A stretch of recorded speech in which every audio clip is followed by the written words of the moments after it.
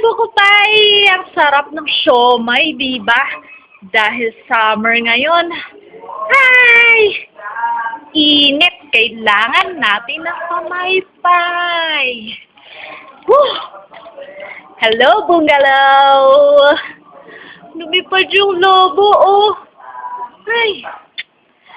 Dahil bakasyon ngayon, kids, hindi ibig sabihin na hindi tayo matututo, hindi tayo mag-aaral. Tuturuan ko kayo ng sounds of animals. Good idea, di ba? Bakit hindi? Eh, yun ang mga nakakasama natin sa bahay tuwing summer, di ba? Bukod sa ating parents, brother, sister, tita, lolo, lola, lolo, nanay, tatay. Di ba? Meron tayo dyan dog. Meron tayo dyan cat.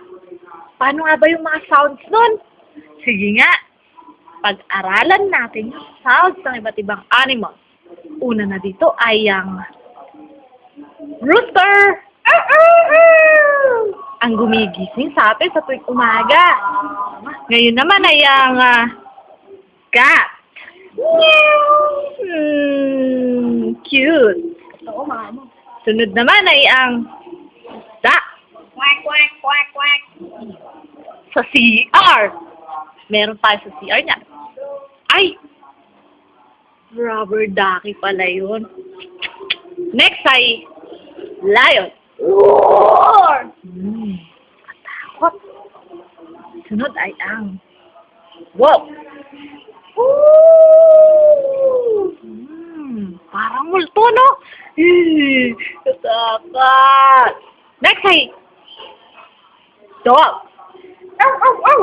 Man's best friend. Hi, Stevie! Mwah! Next ay ang eagle. Boom! Sunod ay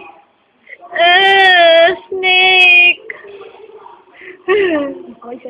Sunod ay gusto ko tong alagaan. Gusto ko tong alagaan. Tiger. Roar! Cute. Next ay bear. Roar! Okay. Next ay horse. Hi sa mga Year of the Horse dyan. Next ay ang deer. Next ay goat. Sunod ay elephant. Hi, Thailand! I'm going there soon. And last ay ang cute na monkey! Yan lang for now, kids. Thanks to our sponsor, Picnic, para sa aming masarap na merienda. At wait for our next video on YouTube. So, hanggang dito na lang. Inch by inch, we're moving closer.